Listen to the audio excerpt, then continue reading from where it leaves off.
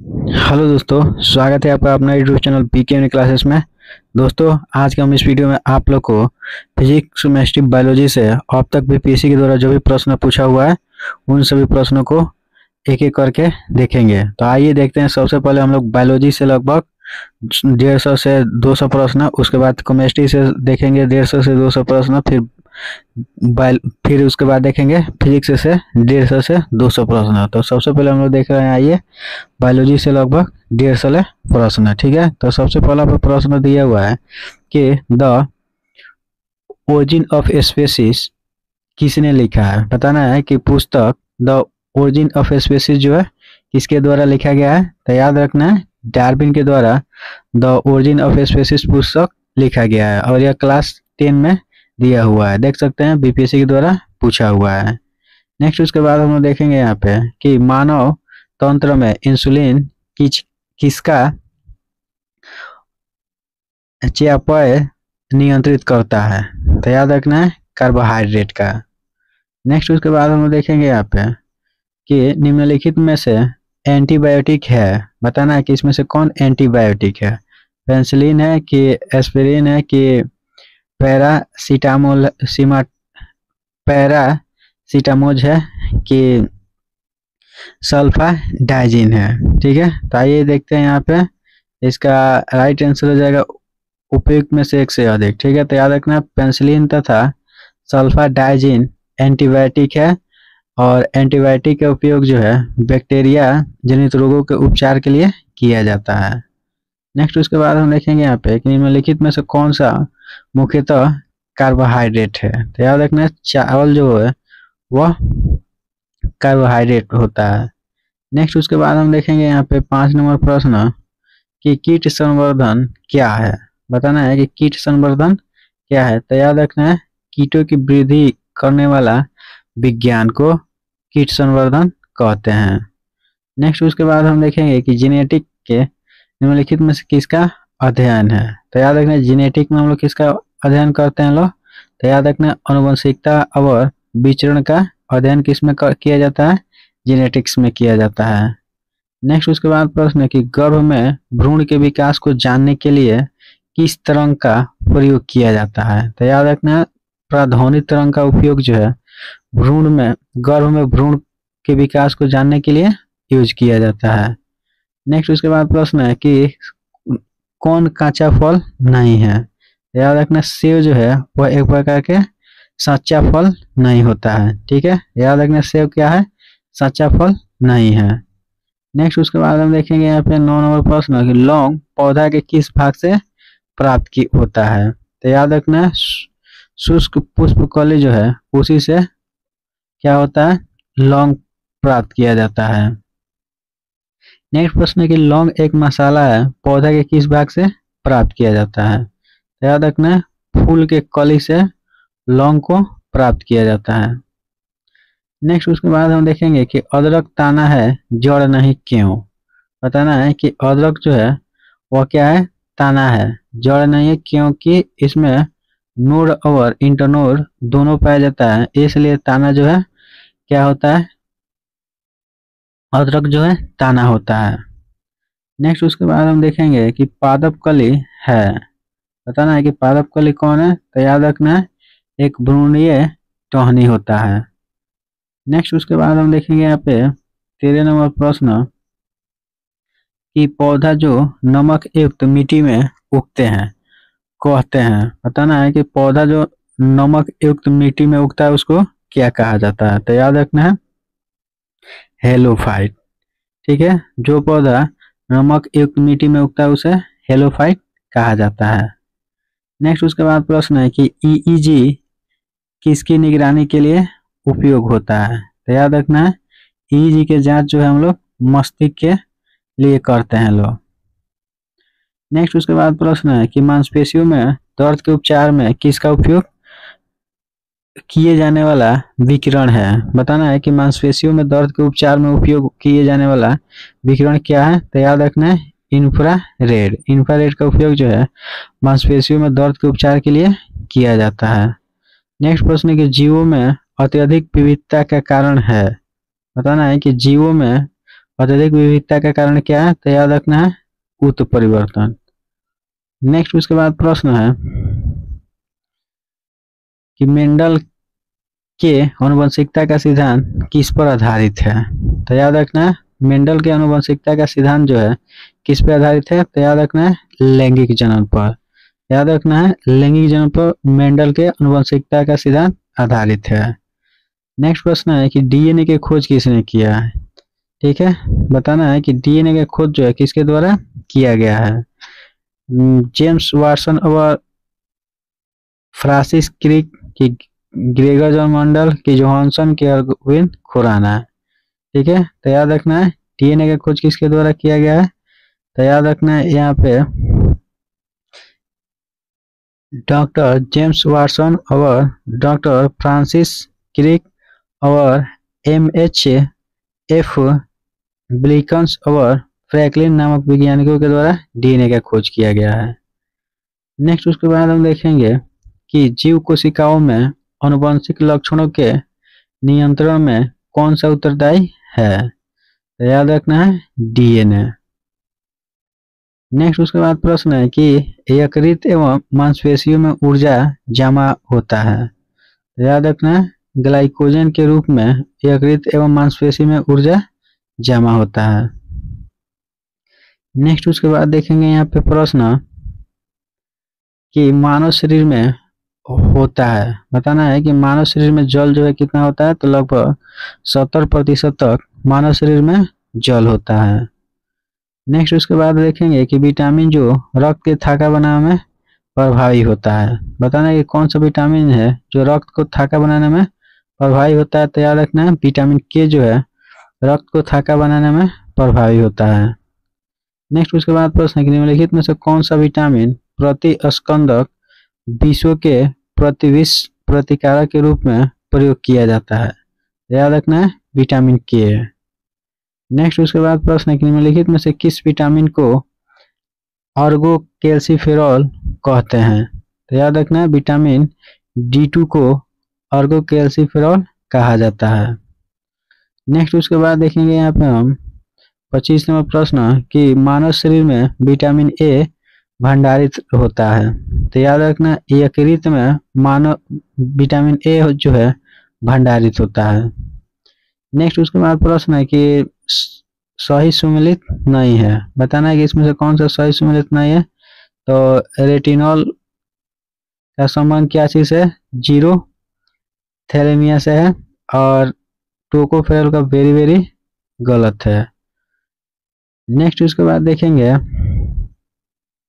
कि कौन सा यहाँ पे सुमेलित नहीं है, तो यहाँ पे दिया हुआ है कि निम्नलिखित में से कौन सा युग्म सही सुमेलित नहीं है, तो यहाँ पे विटामिन B1 संतरा दिया है, विटामिन D कॉड युक्त तेल, विटामिन E गेहूं के अंकुर तेल, विटामिन K अल्फा। तो आइए इसका ऑप्शन देखते हैं। यहाँ व्याख्या कि सूर्य के प्रकाश एवं कॉड युक्त तेल से विटामिन D प्राप्त होता है और गेहूं के अंकुरण तेल से विटामिन E प्राप्त होता है, जबकि एल्फाफा जो है विटामिन के में प्रचुर मात्रा पाया जाता है, ठीक है। संतरा में विटामिन C और B1 जो है बहुत ही कम प्राप्त होता है। नेक्स्ट प्रश्न है कि जिस विटामिन में कोबाल्ट होता है वह है, तो याद रखना है विटामिन B12 में कोबाल्ट पाया जाता है। नेक्स्ट प्रश्न है कि एक स्वस्थ वयस्क मनुष्य में रक्त का कुल परिमाप होता है, तो याद रखना है 506 लीटर एक वयस्क मनुष्य में रक्त का कुल मात्रा होता है। नेक्स्ट प्रश्न है कि आधान मतलब ट्रांसफ्यूजन में रक्त न केवल रक्त के प्रकार में बल्कि डॉट में भी संगत होना चाहिए, याद रखना है RH कारक में। नेक्स्ट उसके बाद प्रश्न है कि इनमें से रक्तदाब का मापक यंत्र कौन है, तो याद रखना है रक्तदाब का मापक यंत्र क्या है, तो याद रखना है स्फिगोमैनोमीटर। नेक्स्ट प्रश्न है कि वृक्क से प्रति मिनट औसत रक्त प्रवाह होता है, तो याद रखना है 1200 cc। नेक्स्ट उसके बाद प्रश्न है कि इंसुलिन है, तो याद रखना है इंसुलिन क्या है, तो याद रखना इंसुलिन एक प्रकार के प्रोटीन होता है। नेक्स्ट उसके बाद प्रश्न है निम्नलिखित में से कौन सा हार्मोन है। तो याद रखना है यहाँ पे इंसुलिन जो है वह एक प्रकार के हार्मोन होता है। फिर कह रहा है कि महिला सेक्स हार्मोन है। ऑप्शन दिया है कि एस्ट्रोजन, एंड्रोजन और यहाँ पे नेक्स्ट है इंसुलिन और ऑक्सीटोसिन। तो याद रखना एस्ट्रोजन जो होता है एक प्रकार का महिला हार्मोन होता है। नेक्स्ट प्रश्न है कि कौन सा हार्मोन स्तन ग्रंथियों से दूध का स्रावन में भूमिका निभाता है। तो याद रखना ऑक्सीटोसिन हार्मोन। नेक्स्ट उसके बाद प्रश्न है कि किस हार्मोन में आयोडीन मिली रहती है। तो याद रखना थायरॉक्सिन हार्मोन जो है उसमें आयोडीन मिला रहता है। नेक्स्ट प्रश्न है कि पीयूष ग्रंथि स्थित होती है। बताना कि पीयूष ग्रंथि किस में स्थित रहती है। तो याद रखना है यहाँ पे मस्तिष्क में। नेक्स्ट प्रश्न है कि प्रकाश संश्लेषण होता है। तो याद रखना क्लोरोप्लास्ट में प्रकाश संश्लेषण होता है। प्रकाश संश्लेषण का उप उत्पाद है। तो याद रखना है O2। O2 जो है प्रकाश संश्लेषण का उप उत्पाद है। नेक्स्ट प्रश्न है कि सौर ऊर्जा ATP में बदलती है। तो याद रखना क्लोरोप्लास्ट में सौर ऊर्जा जो है ATP में बदलती है। नेक्स्ट प्रश्न है कि कोशिका का शक्ति स्रोत होता है। कोशिका भित्ति में, माइटोकॉन्ड्रिया में, यहाँ पे दिया हुआ है राइबोसोम में कि न्यूक्लियस में। तो याद रखना कोशिका का पावर हाउस किसको कहते हैं, माइटोकॉन्ड्रिया के कहते हैं। भ्रूण किस में मिलता है। तो याद रखना है बीज में भ्रूण होता है। याद रखना है कि पौधा में भ्रूण बीज में होता है और अंकुरण प्रक्रिया के फलस्वरूप भ्रूण जो है बीज से बाहर निकलता है। नेक्स्ट प्रश्न है कि प्रतिजैविक औषधि है। बताना है कि इसमें कौन प्रतिजैविक औषधि है। तो याद रखना है इसका राइट आंसर हो जाएगा यहाँ पे देख सकते हैं कि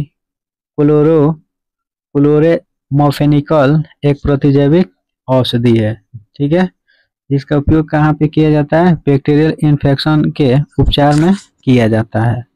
नेक्स्ट उसके बाद देखेंगे हम लोग यहाँ पे 45 नंबर प्रश्न कि टाइफाइड तथा कोलेरा विशिष्ट उदाहरण है। ये बताना है कि टाइफाइड और कोलेरा जो है किसका विशिष्ट उदाहरण है। तो याद रखना जल जन्य रोग का। नेक्स्ट प्रश्न है कि मनुष्य में एफ्लाटॉक्सिन खाद्य विषाक्तन द्वारा सामान्य कौन सा अंग प्रभावित होता है। तो याद रखना यकृत। नेक्स्ट उसके बाद देखेंगे यहाँ पे कि मनुष्य के शरीर के किस अंग में लिम्फोसाइट का निर्माण होता है। बताना है लिम्फोसाइट का निर्माण कहाँ पे होता है। तो याद रखना प्लीहा में। नेक्स्ट उसके बाद प्रश्न है कि ऑक्सीजन संबंधित है। तो याद रखना कर्क रोग से ऑक्सीजन जो है वह संबंधित है। नेक्स्ट प्रश्न है कि रक्त कैंसर मतलब ल्यूकेमिया की रोकथाम में प्रयोग किया जाता है। बताना है कि रक्त कैंसर ल्यूकेमिया जो है उसके रोकथाम में किसका उपयोग किया जाता है। तो याद रखना कोबाल्ट 60 जो है उसका उपयोग हम लोग क्या करते हैं, कोबाल्ट 60 और इरेडियम फास्फोरस जो होता है उसका उपयोग हम लोग ल्यूकेमिया के रोकथाम में करते हैं लोग। नेक्स्ट प्रश्न है कि तीव्रता एवं प्रयोगता के आधार पर निम्नलिखित में से कौन सा कर्क रोग उत्पन्न कर सकता है और उसका उपचार भी करता है। तंबाकू, अल्कोहल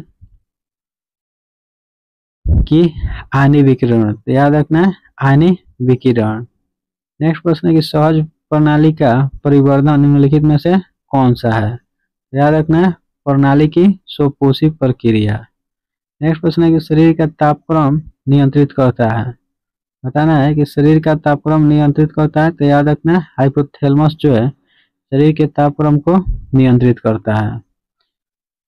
याद रखना कि मानव शरीर का सामान्य तापमान जो होता है कितना होता है। तो याद रखना 98.6 डिग्री फ़ारेनहाइट जो है मानव शरीर का सामान्य तापक्रम होता है। नेक्स्ट प्रश्न है कि शरीर का तापमान नियंत्रित करता है तो अभी बताया था हाइपोथैलेमस। नेक्स्ट प्रश्न है लैंगिक जनन से आनुवंशिक विचरण कैसे होता है। जीन के सम्मिश्रण से कि क्रोमोसोम के बदलाव से कि जीन के सम्मिश्रण से। यहाँ पे दिया हुआ है उपयुक्त सभी से, तो याद रखना उपयुक्त सभी से। डीएनए को किसने अंतः पात्र में बनाया, तो याद रखना है आर्थर पुनर्वर्ग के द्वारा डीएनए को अंतः पात्र में बनाया गया था। नेक्स्ट प्रश्न है कि पार्किंसन बीमारी के उपचार के विकास के लिए किसको नोबेल पुरस्कार दिया गया था, तो याद रखना है कार्लसन को। नेक्स्ट उसके बाद प्रश्न है कि कौन सा दिन डायबिटीज दिवस के रूप में मनाया जाता है, तो याद रखना है 14 नवंबर को डायबिटीज दिवस के रूप में मनाया जाता है, मतलब विश्व प्रति मधुमेह दिवस के रूप में 14 नवंबर को मनाया जाता है। नेक्स्ट प्रश्न, सबसे छोटा जीव जो स्वयं विकास एवं प्रजनन करने में समर्थ है, तो याद रखना है माइकोप्लाज्मा जो है वह सबसे छोटा जीव होता है जो स्वयं विकास एवं प्रजनन करने में समर्थ होता है। नेक्स्ट उसके बाद देखेंगे कि निम्नलिखित में से किसकी कोशिका में कोई एंजाइम नहीं होता है, याद रखना है विषाणु और जो होता है वायरस उसमें कोई एंजाइम नहीं होता है। नेक्स्ट उसके बाद प्रश्न है कि बिल तथा मेलिंडा गेट्स फाउंडेशन द्वारा स्थापित भारत के लिए कार्यक्रम आह्वान जो है किसके प्रतिरोध के लिए कार्यरत है, याद रखना है HIV और एड्स के लिए आह्वान का यूज किया जाता है। नेक्स्ट प्रश्न है कि सर्वप्रथम मानव हृदय प्रतिरोहण हुआ था, याद रखना है दक्षिण अफ्रीका में सर्वप्रथम मानव हृदय का प्रतिरोहण किया गया था। जीवाणु का खोज किसने किया है, तो याद रखना लिवेनहॉक के द्वारा जीवाणु का खोज 1676 ईस्वी में किया गया था। नेक्स्ट उसके बाद प्रश्न है कि बायोडिग्रेडेबल अपशिष्ट को आमतौर पर किसकी मदद से उपयोगी पदार्थ बनाने में बदला जा सकता है, तो याद रखना बैक्टीरिया। नेक्स्ट उसके बाद प्रश्न है कि कणीय तत्व क्या है, तो याद रखना कणीय तत्व क्या है, वायु प्रदूषक होता है। नेक्स्ट प्रश्न है कि संवहनी पौधा में पानी ऊपर किससे जाता है, तो याद रखना जाइलम टिश्यू से संवहनी पौधा में पानी जो है ऊपर जाता है। नेक्स्ट उसके बाद प्रश्न है कि सेल्सियस स्केल पर मानव शरीर का सामान्य तापमान होगा, तो याद रखना है 36.9 डिग्री सेल्सियस जो है सेल्सियस स्केल पर मानव शरीर का सामान्य तापमान होता है। और फ़ारेनहाइट पे याद रखना है 98.4 फ़ारेनहाइट होता है। नेक्स्ट उसके बाद प्रश्न है कि सर्वदाता वर्ग के रक्त दाता का रक्त ग्रुप होता है, तो याद रखना है सर्वदाता जो है वो क्या होता है, वो होता है, और सर्वग्राही कहा जाएगा तो AB होता है। नेक्स्ट उसके बाद हम देखेंगे यहाँ पे कि सार्वभौमिक स्वीकार्य रक्त समूह है, तो याद रखना अभी बताए थे AB। नेक्स्ट उसके बाद प्रश्न कि हड्डियों की पढ़ाई विज्ञान की वह शाखा है जिसके अंतर्गत होता है, तो ऑस्टियोलॉजी में हड्डियों की पढ़ाई किया जाता है। और आइए यहाँ पे और देखते हैं ऑस्टियोलॉजी जो है उसमें हम लोग क्या करते हैं, ऑस्टियोलॉजी के अंतर्गत अस्थियों का अध्ययन किया जाता है, और ओरोलॉजी में किसका अध्ययन करते हैं लोग, पर्वतों का, और सेरोलॉजी में किसका, सेरोलॉजी के अंतर्गत रुधिर सीरम का मतलब अध्ययन किया जाता है, और जियोलॉजी में किसका, पृथ्वी की आंतरिक संरचना के बारे में अध्ययन किया जाता है। नेक्स्ट प्रश्न है कि कशेरुक रज्जु में कितनी जोड़ी तंत्रिकाएं निकलती है, याद रखना है 31 जोड़ा। नेक्स्ट प्रश्न है मनुष्य के जीवन काल में कितने दांत 2 बार विकसित होता है, याद रखना है 20। याद रखना है कि मनुष्य के जीवन काल में 20 दांत 2 बार निकलता है और 12 दांत केवल 1 बार ही निकलता है। नेक्स्ट प्रश्न है कि मनुष्य की खोपड़ी में कितनी अस्थियां होती है, तो याद रखना है खोपड़ी में 28 अस्थियां पाया जाता है। आइए और देखते हैं कपाल जो है, कपाल में कितना पाया जाता है, तो याद रखना है 8, और मुख में 14, और कंठिका जो है 1 पाया जाता है, और कान में 6 पाया जाता है। और याद रखना है कि टोटल मानव कंकाल में 206 मतलब अस्थियां पाया जाता है, कहीं कहीं पे 8 भी दिया रहता है। नेक्स्ट उसके बाद प्रश्न है कि मनुष्य के शरीर में पैर की हड्डी है, याद रखना पैर के हड्डी जो होता है क्या होता है, ठोस होता है। नेक्स्ट प्रश्न है कि 20 वर्ष की आयु में मानव शरीर में कुल हड्डियों की संख्या कितना होता है, तो अभी बोले थे लगभग 306, मतलब 206 या 208। तो इसका राइट आंसर उपयुक्त में से कोई नहीं। नेक्स्ट प्रश्न है कि मनुष्य में अवशेषी अंग नहीं है। तो याद रखना है, सामने वाले चपटे दांत जो है जिसे क्रीडंत बोलते हैं, वो मनुष्यों के अवशेषी अंग के अंतर्गत नहीं आता है। नेक्स्ट प्रश्न है कि जैविक सिस्टम में रासायनिक क्रिया की प्रक्रिया को तेज करने के लिए उत्तरदायी है। तो याद रखना है एंजाइम। नेक्स्ट उसके बाद हम लोग देखेंगे यहाँ पे प्रश्न कि विटामिन जो खट्टे फलों में पाया जाता है तथा चर्म को स्वस्थ रखने में जरूरी है। तो याद रखना है विटामिन सी, खट्टा फल में याद रखना है विटामिन सी पाया जाता है।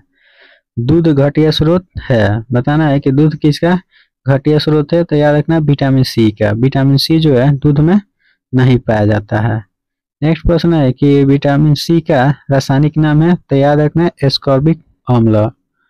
नेक्स्ट प्रश्न है कि इंसुलिन प्राप्त होता है, तो याद रखना डहेलिया के जड़ से इंसुलिन प्राप्त किया जाता है। नेक्स्ट प्रश्न है कि 80% से अधिक सेल में पाया जाने वाला पदार्थ है, तो याद रखना जल जो है 80% से अधिक पाया जाने वाला पदार्थ है। नेक्स्ट उसके बाद प्रश्न है कि वर्तमान प्रमाण के अनुसार पृथ्वी पर जीव का उद्गम 2 लाख वर्ष पूर्व हुआ है। इस युग में प्रोटोजोआ शैवाल एक जीवाणु थे। ठीक है, बताना है कि कितना वर्ष पहले थे, तो याद रखना 3.5 अरब वर्ष पहले। नेक्स्ट उसके बाद प्रश्न है कि निषेचन की क्रिया कहाँ पर होती है, तो याद रखना निषेचन की क्रिया जो है अंडवाहिनी में होती है। नेक्स्ट प्रश्न है कि आधुनिक मनुष्य का पूर्वज है, तो याद रखना है एक्रेमगनान मनुष्य जो है आधुनिक मनुष्य के पूर्वज है। नेक्स्ट प्रश्न है कि विकास का मुख्य कारक है, तो याद रखना प्राकृतिक वर्ण जो है विकास का मुख्य कारक होता है। नेक्स्ट उसके बाद प्रश्न है शैवाल और कवक के मिलने से लाइकेन बनता है, जिसे क्या कहते हैं, तो याद रखना है उसे म्यूटिजियम कहा जाता है। नेक्स्ट उसके बाद हम देखेंगे यहाँ पे 87 नंबर प्रश्न कि प्रतिवर्ती क्रिया का नियंत्रण केंद्र कहाँ पर है, तो याद रखना है केसरिक रज्जु में। विकास का कारण है, तो याद रखना पीढ़ी से पीढ़ी अनुकूलन। नेक्स्ट उसके बाद प्रश्न है कच्चे फलों को कृत्रिम रूप से पकाने के लिए प्रयोग में लाए जाने वाला गैस का नाम क्या है, तो याद रखना है एसिटिलीन गैस और एथिलीन गैस। ये दोनों का उपयोग कच्चे फल को कृत्रिम रूप से पकाने के लिए यूज किया जाता है। माँ पौधे की भांति पौधा मिलता है, तो याद रखना है बीजों से और तनाकट से, ठीक है, दोनों से माँ पौधे की भांति पौधा मिलता है। नेक्स्ट उसके बाद प्रश्न है कि पानी मिट्टी से जड़ों में जिस भौतिक प्रक्रिया द्वारा गुजरता है उसे कहा जाता है, तो याद रखना है परासरण। नेक्स्ट प्रश्न है कि जल से बाहर निकाले जाने पर मछलियां मर जाती है, क्यों, तो याद रखना है वे सांस नहीं ले पाती है। नेक्स्ट उसके बाद प्रश्न है कि जहाँ जीव रहता है उसे सटीक जगह को क्या कहते हैं, तो याद रखना है आवास कहा जाता है। जहाँ पे जीव रहता है उसको आवास कहा जाता है। नेक्स्ट प्रश्न है कि मधुमक्खी कॉलोनी के सदस्य एक दूसरे को किस प्रकार पहचानती है, तो याद रखना गंध से मधुमक्खी कॉलोनी जो है के सदस्य एक दूसरे को पहचान लेती है। नेक्स्ट उसके बाद हम देखेंगे यहाँ पे 95 नंबर प्रश्न कि मायोग्लोबिन में कौन सी धातु होती है, तो याद रखना है लोहा। नेक्स्ट प्रश्न है कि मनुष्य के शरीर में खून के शुद्धिकरण की प्रक्रिया को कहा जाता है, तो याद रखना है डायलिसिस कहा जाता है। नेक्स्ट प्रश्न है कि किसके कमी से मधुमेह रोग होता है, तो इंसुलिन के कमी से मधुमेह रोग होता है। एड्स निम्न कारणों में किसके द्वारा होता है, तो याद रखना एड्स जो है विषाणु के कारण होता है। और HIV द्वारा होने वाला रोग कौन है, तो अभी बताया था एड्स जो है HIV के द्वारा होने वाला रोग है। नेक्स्ट क्वेश्चन है निमोनिया एक संक्रमण है, तो याद रखना फेफड़ा का, ठीक है, निमोनिया से क्या संक्रमण हो जाता है, तो फेफड़ा। नेक्स्ट क्वेश्चन है कि स्त्रियों की तुलना में पुरुष अधिक वर्णोत्तर वर्णहीनता से पीड़ित हो सकते हैं। क्यों? क्योंकि उसमें केवल एक क्रोमोसोम ही पाया जाता है। नेक्स्ट प्रश्न है कि एस्पिरिन कहाँ से मिलती है? तो याद रखना, एक पेड़ से एस्पिरिन को क्या किया जाता है? प्राप्त किया जाता है। गेहूं की खेती के लिए कौन सा उर्वरक का उपयोग किया जाता है? तो याद रखना, नाइट्रोजन का उपयोग हम लोग गेहूं की खेती के लिए करते हैं लोग। क्लोरोफिल में कौन सा आयरन पाया जाता है? लोहा, मैग्नीशियम, जस्ता, कोबाल्ट। तो याद रखना है, मैग्नीशियम का उपयोग जो है क्लोरोफिल में पाया जाता है, इसलिए क्लोरोफिल जो है पौधा में उपस्थित हरे प्रकाश संश्लेषण के लिए उपयोग किया जाता है। नेक्स्ट प्रश्न है कि पौधा एवं जड़ों का खाना तैयार करने की प्रक्रिया कहलाता है? याद रखना, फोटोसिंथेसिस। नेक्स्ट प्रश्न है कि कीटभक्षी पौधे मिट्टी में किसके कमी से उगते हैं? याद रखना, नाइट्रोजन की कमी से कीटभक्षी पौधा जो है वह उगता है। नेक्स्ट प्रश्न है कि जीवन चक्र की दृष्टि से पौधा का सबसे महत्वपूर्ण अंग है? तो याद रखना, पुष्प जो है जीवन चक्र की दृष्टि से पौधा का सबसे महत्वपूर्ण अंग है। नेक्स्ट प्रश्न है कि पौधा का तना पौधा के सभी हिस्सों में भोजन वितरित करने में तथा डॉट डॉट में भी मदद करता है। यह बताना है कि भोजन के भंडारण में पौधा के आकार देने में श्वसन में प्रकाश है। तो इसका राइट आंसर उपयुक्त में से एक से अधिक। नेक्स्ट उसके बाद प्रश्न है कि सबसे लंबा जीवित वृक्ष है? याद रखना है, सिकोआ जो है सबसे लंबा जीवित वृक्ष है। ठीक है, यह लगभग 115 मीटर ऊंचा होता है। नेक्स्ट उसके बाद देखेंगे कि एस्पिरिन है। एस्पिरिन क्या है? तो याद रखना, एस्पिरिन एक एंटीपायरेटिक होता है। नेक्स्ट प्रश्न है कि किस वनस्पति खाद में अधिकतम प्रोटीन पाया जाता है? तो याद रखना, सोयाबीन जो है इसमें सबसे अधिक प्रोटीन पाया जाता है। ठीक है, लगभग 38 से 42% तक सोयाबीन में प्रोटीन पाया जाता है। और याद रखना, सोयाबीन का सबसे अधिक उत्पादन अमेरिका करता है। नेक्स्ट प्रश्न है कि तानाकाट आमतौर पर किसके प्रबंधन के लिए प्रयोग किया जाता है? तो याद रखना है, गाना के। नेक्स्ट उसके बाद प्रश्न है, संसार का सबसे बड़ा पुष्प है? तो रेफ्लेशिया जो है संसार का सबसे बड़ा पुष्प है। नेक्स्ट उसके बाद हम देखेंगे यहाँ पे 114 और प्रश्न कि हरगोविंद खुराना को किस आविष्कार के लिए सम्मानित किया गया? बताना है कि हरगोविंद खुराना को किस आविष्कार के लिए सम्मानित किया गया? तो याद रखना, जीन के संश्लेषण के लिए हरगोविंद खुराना को क्या किया गया था? सम्मानित किया गया था। नेक्स्ट उसके बाद प्रश्न है कि डॉक्टरों द्वारा एनेस्थीसिया के रूप में प्रयोग होने वाला हास्य गैस है नाइट्रस ऑक्साइड। नेक्स्ट प्रश्न है कि ऑर्कियोपेटेरिक्स है तो क्या है? जुरासिक युग का सर्वपुरातन पक्षी है। नेक्स्ट उसके बाद प्रश्न है डॉल्फिन वर्गीकृत किए जाते हैं? याद रखना, अस्तनी में वर्गीकृत किया जाता है। नेक्स्ट प्रश्न है कि प्रतिवर्ष 5 लाख भारतीय एक रोग से मरते हैं, इसकी पहचान करें। तो याद रखना, क्षय रोग से प्रतिवर्ष 5 लाख भारतीय मरते हैं। रात के समय यह सलाह दी जाती है कि पेड़ के नीचे नहीं सोना चाहिए। ठीक है, क्यों? तो याद रखना है, रात के समय कार्बन डाइऑक्साइड जो है क्या होता है? पेड़ मुक्त करता है। ठीक है, याद रखना है, रात में कार्बन डाइऑक्साइड क्या होता है? मुक्त होता है, इसलिए रात को पेड़ के नीचे सोने का सलाह नहीं दिया जाता है। नेक्स्ट प्रश्न है कि सबसे मीठी चीनी है? तो याद रखना, फ्रुक्टोज जो है वो सबसे मीठी चीनी होता है। नेक्स्ट प्रश्न है कि शर्कराओं में सबसे मीठी होती है? तो याद रखना, फ्रुक्टोज। नेक्स्ट उसके बाद प्रश्न है कि कड़वाहट के लिए मानव जीव का संवेदनशील क्षेत्र है? तो याद रखना, पीछे का भाग जो है वो जीव का पीछे का भाग जो है कड़वाहट के लिए जाना जाता है। नेक्स्ट प्रश्न है कि मटर पौधा है? तो याद रखना, मटर पौधा एक प्रकार के साग के अंतर्गत आता है जो द्विबीजपत्री होता है। नेक्स्ट प्रश्न है कि फलियां अत्यधिक पौष्टिक होता है क्योंकि उसमें प्रचुर मात्रा में पाया जाता है। ठीक है, बताना है कि फलियां अत्यधिक हेलो दोस्तों, स्वागत है आपका अपना YouTube channel BK uni classes में। दोस्तों, आज के हम इस वीडियो में आप लोग को केमिस्ट्री से लगभग 100 प्रश्न बताएंगे जो सभी के सभी बीपीएससी के द्वारा पूछा हुआ प्रश्न है। ठीक है, तो आइए एक एक करके लगभग 100 प्रश्न देखेंगे। तो पहला प्रश्न यहाँ पे दिया हुआ है कि निम्नलिखित में से कौन एक तत्व नहीं है। तो याद रखना, गैस जो होता है वो एक प्रकार के तत्व नहीं होता है। नेक्स्ट उसके बाद हम देखेंगे यहाँ पे प्रश्न कि आधुनिक रसायन शास्त्र का जनक किसे कहा जाता है। बताना है कि आधुनिक रसायन शास्त्र का जनक जो है किसको कहा जाता है। तो याद रखना है, लिवोजियर जो है उन्हें आधुनिक रसायन शास्त्र के जनक कहा जाता है। नेक्स्ट उसके बाद हम देखेंगे यहाँ पे 3 नंबर प्रश्न कि एक तत्व में इलेक्ट्रॉनों और न्यूट्रॉनों की संख्या क्रमशः 18 और 20 है। तो कह रहा है कि द्रव्यमान संख्या कितना होगा। तो याद रखना है, दोनों के जोड़ देंगे 38 हो जाएगा। ठीक है, द्रव्यमान की संख्या निकालने के लिए इलेक्ट्रॉन और न्यूट्रॉन को क्या करते हैं, जोड़ देते हैं।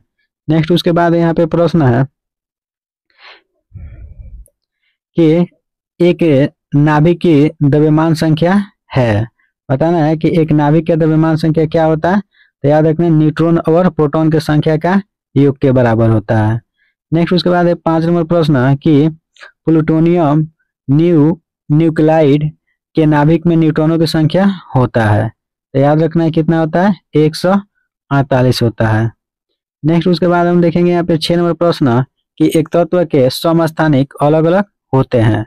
तो याद रखना है, द्रव्यमान संख्या में एक समस्थानिक के तत्व जो है अलग अलग होते हैं। नेक्स्ट उसके बाद हम देखेंगे यहाँ पे 7 नंबर प्रश्न कि फैराडे स्थिरांक है।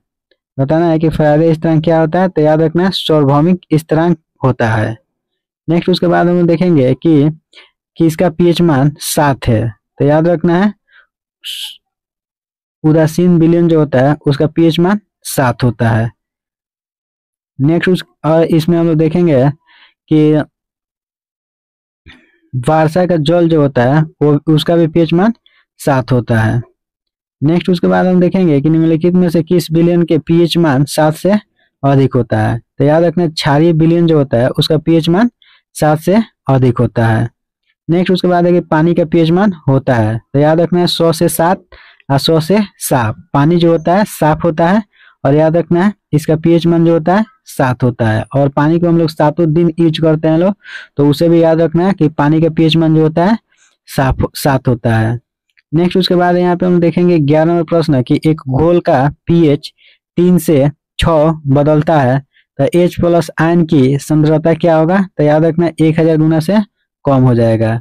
नेक्स्ट उसके बाद हम देखेंगे कि ब्रोमीन होती है। बताना है कि ब्रोमीन जो है क्या होता है। तो याद रखना, ब्रोमीन एक प्रकार के लाल द्रव होता है। नेक्स्ट उसके बाद प्रश्न है कि वेल्डिंग में प्रयोग होने वाली गैस है। बताना है कि वेल्डिंग में क्या चीज का उपयोग करते हैं। तो ऑक्सीजन और एसिट्रीन गैस जो है उसका उपयोग वेल्डिंग में किया जाता है। नेक्स्ट उसके बाद हम देखेंगे यहाँ पे 14 नंबर प्रश्न है कि गैल्वेनाइज लोहा के पाइप पर परत होता है। तो याद रखना है, जस्ते का परत होता है। नेक्स्ट उसके बाद हम लोग देखेंगे यहाँ पे प्रश्न कि कपड़ा साफ करने में प्रयोग होने वाला डिटर्जेंट है। बताना है कि कपड़ा साफ करने में किसका उपयोग करते हैं लोग। तो याद रखना है, सल्फोनेट जो होता है उसका उपयोग हम लोग कपड़ा साफ करने के लिए डिटर्जेंट के रूप में यूज करते हैं लोग। नेक्स्ट प्रश्न है कि वह तत्व जो मानव पसीना के माध्यम से उत्सर्जित होता है। बताना है कि मानव पसीना के माध्यम से कौन सा उत्सर्जित होता है। तो याद रखना है, पसीना जो है मुख्य रूप से पानी से निर्मित होता है। ठीक है, इसमें याद रखना कि खनिज, यूरिया और अम्ल ये दोनों के दोनों क्या होता है, मौजूद रहता है। ठीक है, और पसीने में मुख्यतः sodium, potassium, calcium, magnesium, zinc, iron ये सभी के सभी पाया जाता है। ठीक है, तो इसका राइट आंसर है उपयुक्त सभी। नेक्स्ट प्रश्न है कि नीला थोथा का रासायनिक रूप होता है। बताना है कि नीला थोथा किसका रासायनिक रूप होता है। तो याद रखना, कॉपर सल्फेट को नीला थोथा भी कहा जाता है। नेक्स्ट उसके बाद प्रश्न है कि सबसे भारी धातु है। तो याद रखना, प्लेटिनियम जो होता है वह सबसे भारी धातु होता है। नेक्स्ट उसके बाद हम देखेंगे यहाँ पे कि स्टेनलेस स्टील एक मिश्र धातु है। तो याद रखना है, स्टेनलेस स्टील जो है क्या क्या चीज का मिश्र धातु होता है। तो याद रखना है, कार्बन, निकेल और क्रोमियम यह तीनों का मिश्र धातु होता है स्टेनलेस स्टील। नेक्स्ट प्रश्न है कि टूटी हुई हड्डियों की सुरक्षा के लिए प्लास्टर ऑफ पेरिस का प्रयोग किया जाता है। तो याद रखना यह एक प्रकार के जिप्सम होता है। नेक्स्ट प्रश्न है कि प्लास्टर ऑफ पेरिस का सूत्र है, बताना है कि प्लास्टर ऑफ पेरिस का सूत्र क्या होता है। तो CaSO4 हाफ H2O जो है प्लास्टर ऑफ पेरिस का सूत्र होता है। नेक्स्ट उसके बाद हम देखेंगे यहाँ पे प्रश्न 22 नंबर की एक हाइड्रोकार्बन जिसमें कार्बन के 2 परमाणु द्विबंध द्वारा जुड़े होते हैं कहलाता है। तो याद रखना है उसे हम लोग क्या कहते हैं, एल्कीन कहते हैं लोग। नेक्स्ट उसके बाद प्रश्न है कि सिरके का रासायनिक नाम है, बताना है कि सिरका जो होता है उसका रासायनिक नाम क्या होता है। तो याद रखना है एसिटिक अम्ल जो है वो सिरका का रासायनिक नाम होता है। नेक्स्ट उसके बाद हम देखेंगे कि कौन सा अम्ल सिरका में उपस्थित होता है। तो याद रखना एसिटिक अम्ल जो होता है वो सिरका में उपस्थित रहता है। नेक्स्ट प्रश्न है कि कार के बैटरी में प्रयोग होने वाला अम्ल है। तो याद रखना है कार में हम लोग सल्फ्यूरिक अम्ल जो है उसका उपयोग करते हैं लोग। नेक्स्ट प्रश्न है कि सोडा वाटर की बोतल खोलने पर निकलने वाली गैस है कार्बन डाइऑक्साइड, हाइड्रोजन, नाइट्रोजन की यहाँ पे सल्फर डाइऑक्साइड। तो याद रखना है सोडा वाटर के बोतल खोलने पर कार्बन डाइऑक्साइड गैस निकलता है। नेक्स्ट उसके बाद प्रश्न है कि खनिज क्या है, बताना है कि मिनरल जो होता है वह क्या होता है। तो याद रखना एक प्रकार के अकार्बनिक ठोस पदार्थ होता है। नेक्स्ट प्रश्न है कि 1945 में नागासाकी जापान में गिराए गए बमों में कौन सा विस्फोटक प्रयोग किया गया था। तो याद रखना प्लूटोनियम का यूज किया गया था। नेक्स्ट उसके बाद प्रश्न है कि एक ही प्रकार का परमाणु किसमें मिलता है। तो याद रखना प्राकृतिक तत्व जो होता है उसमें एक ही प्रकार के परमाणु मिलता है।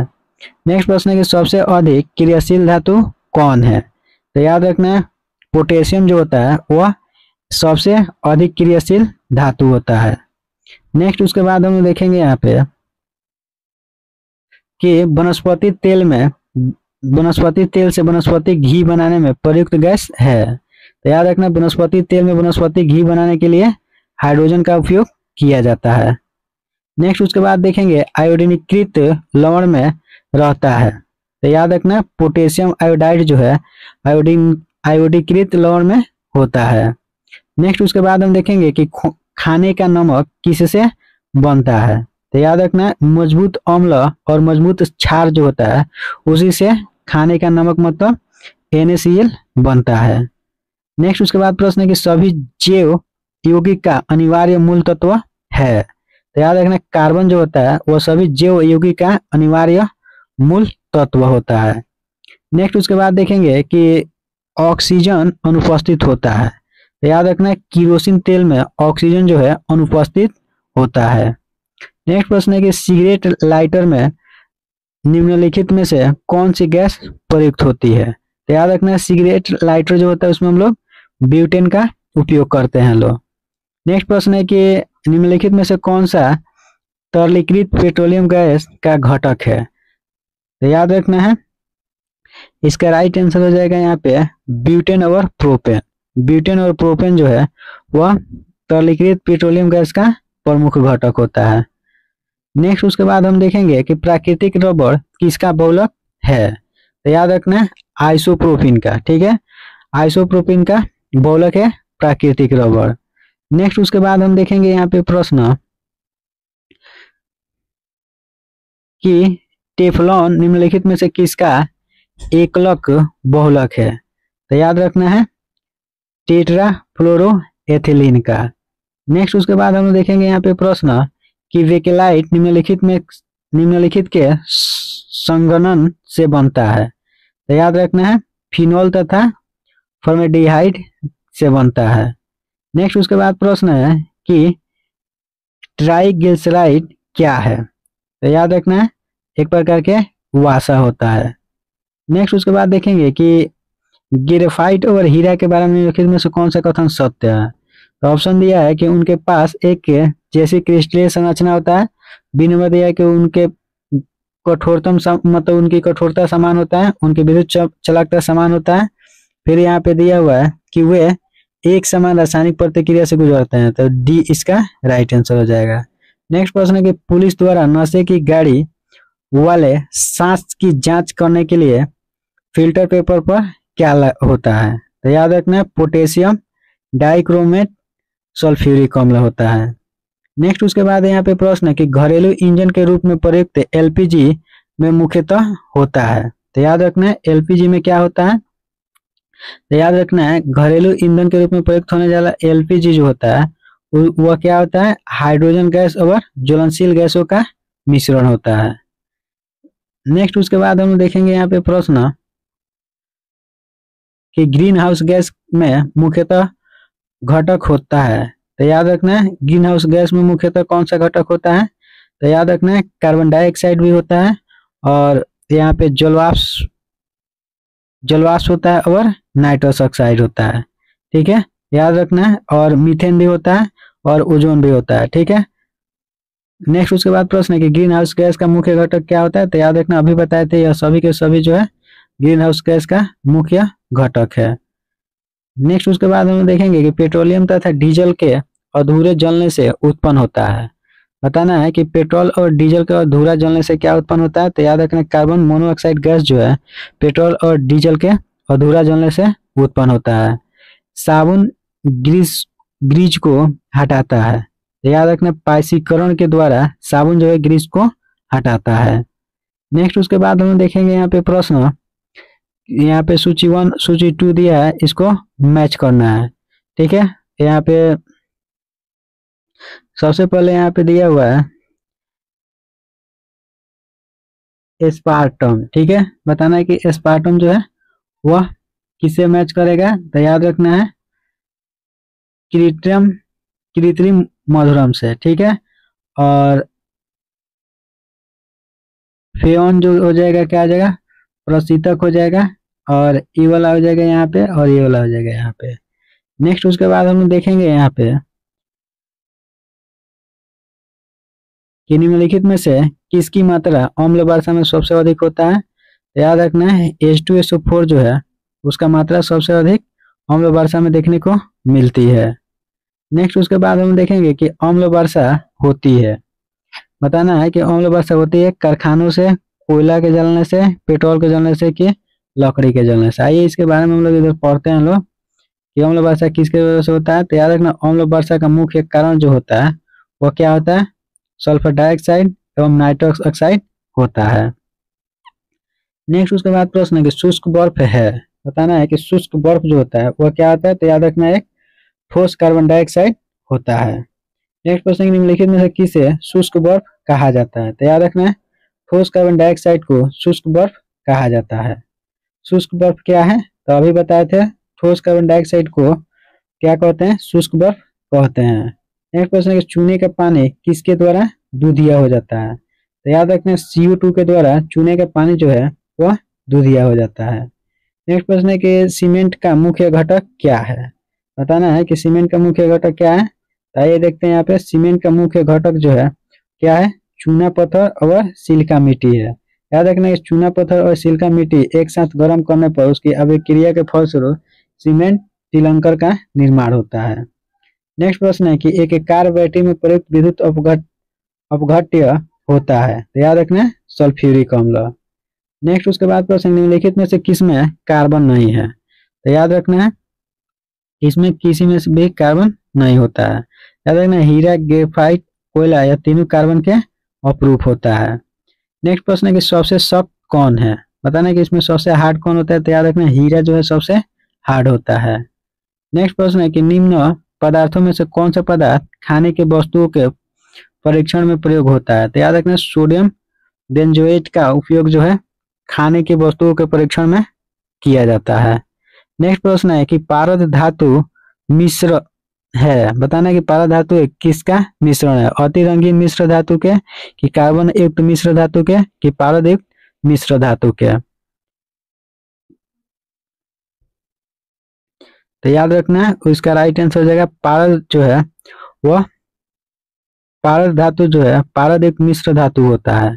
नेक्स्ट प्रश्न है कि खाना बनाने में प्रयोग किए जाने वाला मुख्य गैस है। तो याद रखना मीथेन का उपयोग जो है खाना बनाने वाले में हम लोग यूज करते हैं लोग। नेक्स्ट प्रश्न है कि धातु में कौन सा सामान्य ताप पर द्रव है। तो याद रखना पारा जो होता है वह सामान्य ताप पर द्रव अवस्था में होता है। नेक्स्ट प्रश्न है कि ठोस कपूर से कपूर वाष्प बनाने की प्रक्रिया को कहते हैं, तो याद रखना ऊर्ध्वपातन कहा जाता है। नेक्स्ट प्रश्न है कि पीतल के बर्तन को कलई करते समय गर्म बर्तन की सफाई के लिए प्रयोग किए जाने वाले अमोनियम क्लोराइड चूर्ण निकलने वाला धुआं है, तो याद रखना अमोनिया और हाइड्रोक्लोरिक एसिड का। नेक्स्ट प्रश्न है कि नींबू खाटा किस कारण से होता है, हाइड्रोक्लोरिक अम्ल के कारण कि एसिटिक अम्ल के कारण कि टाइटेरिक अम्ल के कारण कि यहाँ पे दिया हुआ है साइटिक अम्ल के कारण, तो याद रखना साइटिक अम्ल के कारण जो है नींबू क्या होता है, खाटा होता है। नेक्स्ट उसके बाद प्रश्न है कि वाहनों से निकलने वाला गैस है, बताना है कि वाहनों से निकलने वाला गैस कौन है, तो याद रखना है सभी के सभी जो है यहाँ पे कार्बन डाइऑक्साइड और carbon monoxide gas, nitrous oxide gas और sulphur dioxide gas, hydrogen gas, यह सभी के सभी वाहन से निकलता है। नेक्स्ट प्रश्न है कि स्टील को कठोरता प्रदान करने के लिए बढ़ाई जाती है, तो याद रखना है कार्बन की मात्रा जो है स्टील को कठोर बनाने के लिए बढ़ाया जाता है। नेक्स्ट प्रश्न है कि किस खनिज से रेडियम प्राप्त होता है, तो याद रखना है पीच ब्लेड से रेडियम प्राप्त होता है। नेक्स्ट प्रश्न है कि तैरने के तालाब में तैरने से मनुष्य की त्वचा जल जाती है, तो याद रखना क्लोरीन के कारण तैरने के तालाब में तैरने से मनुष्य की त्वचा जो है जल जाता है, याद रखना क्लोरीन के कारण। नेक्स्ट प्रश्न है कि हाइड्रोजन को जलाने से क्या बनेगा, ऑक्सीजन, राख कि मिट्टी, पानी, तो याद रखना पानी बनेगा। नेक्स्ट प्रश्न है कि सोना को घोला जा सकता है, बताना कि सोना को किस में घोला जा सकता है, तो याद रखना है एक्वारेजिया में सोना को क्या कर सकते हैं लोग, घोल सकते हैं लोग। और याद रखना एक्वारेजिया सांद्र नाइट्रिक और हाइड्रोक्लोरिक अम्ल के अनुपात जो है 1:3 का मिश्रण में होता है। नेक्स्ट उसके बाद है कि हाइड्रोक्लोरिक एसिड कांच की बोतल में नहीं रखा जाता है, क्यों, तो याद रखना है कांच की सिलिकॉन डाइऑक्साइड से यह बनता है। नेक्स्ट प्रश्न है कि वायु में थोड़ी देर रखने पर किसी धातु के ऊपर हरे रंग के बेसिक कार्बोनेट की परत जम जाती है, बताना है कि वह धातु कौन सा होता है, तो याद रखना है तांबा होता है। याद रखना है तांबा में कैसा जंग लग जाता है, तो हरा रंग के। नेक्स्ट उसके बाद प्रश्न है कि विस्फोटक नाइट्रोग्लिसरीन एक है, तो याद रखना यह एक प्रकार के एस्टर होता है। नेक्स्ट उसके बाद प्रश्न है कि घरेलू एलपीजी सिलेंडरों में दाब मापक नहीं प्रदान किए जाते हैं, क्यों, क्योंकि याद रखना ये एलपीजी द्वारा चोक हो जाता है। नेक्स्ट उसके बाद प्रश्न है कि खनिज द्वारा लोहा प्राप्त किया जाता है, तो याद रखना है हेमेटाइट के द्वारा लोहा प्राप्त किया जाता है। नेक्स्ट प्रश्न है कि व्यंजक चूर्ण के लिए कौन सा कथन असत्य है, तो याद रखना है जल में अधिक विलय होता है, यह असत्य है। नेक्स्ट उसके बाद प्रश्न है कि जस्ता से एक आयतन भाग को दो आयतन भाग तथा भाग तांबा से मिलाने पर पीतल बनता है, तो पीतल का घनत्व कितना होगा, तो 8300 किलोमीटर क्यूब। नेक्स्ट उसके बाद यहाँ पे प्रश्न है कि जास्ता से एक बर्तन पर विद्युत लेपन की विधि में क्या होता है, तो याद रखना बर्तन को ध्रुव, ऋण ध्रुव और शुद्ध जस्ते को धन ध्रुव बनाया जाता है। नेक्स्ट प्रश्न है कि स्टेनलेस स्टील होता है, तो अभी बताए थे स्टेनलेस स्टील जो होता है आयरन, क्रोमियम, मैग्नीज और कार्बन की मात्रा से बनता है। यहाँ पे दिया हुआ है कि स्टेनलेस स्टील किस से मिलकर बनता है, तो लोहा और क्रोमियम से। नेक्स्ट प्रश्न है कि निम्नलिखित में से किसमें ऋणात्मक आवेश होता है, तो याद रखना बीटा किरण जो होता है उसमें ऋणात्मक आवेश देखने को मिलता है। नेक्स्ट उसके बाद हम देखेंगे कि निम्नलिखित में से कौन इलेक्ट्रॉनिक संरूपण धातु तत्वों के लिए होता है, तो याद रखना है 288 जो है होता है। नेक्स्ट उसके बाद प्रश्न है CO समूह का अवर्ण क्रम क्या है, तो याद रखना है 3। उसके बाद प्रश्न है कि जिस तत्व के परमाणु में 2 प्रोटॉन 2 न्यूट्रॉन 2 इलेक्ट्रॉन हो तो उसका द्रव्यमान संख्या कितना होगा, तो याद रखना है 4 होगा, 6 नहीं होगा, ये बात याद रखना है। नेक्स्ट उसके बाद प्रश्न है कि सल्फर हेक्साफ्लोराइड अणु का आकार कौन सा है, तो याद रखना है अष्टफलकीय। नेक्स्ट उसके बाद प्रश्न है कि एक तत्व एक्स की बाह्यतम कक्षा में 4 इलेक्ट्रॉन है हाइड्रोजन के साथ, इसके यौगिक का कौन सा सूत्र होगा? तो याद रखना है XH4। नेक्स्ट उसके बाद हम देखेंगे कि बेंजीन बेंजीन में सिग्मा और पाई बॉन्ड की संख्या जो है कितना होता है? तो याद रखना है 12/3।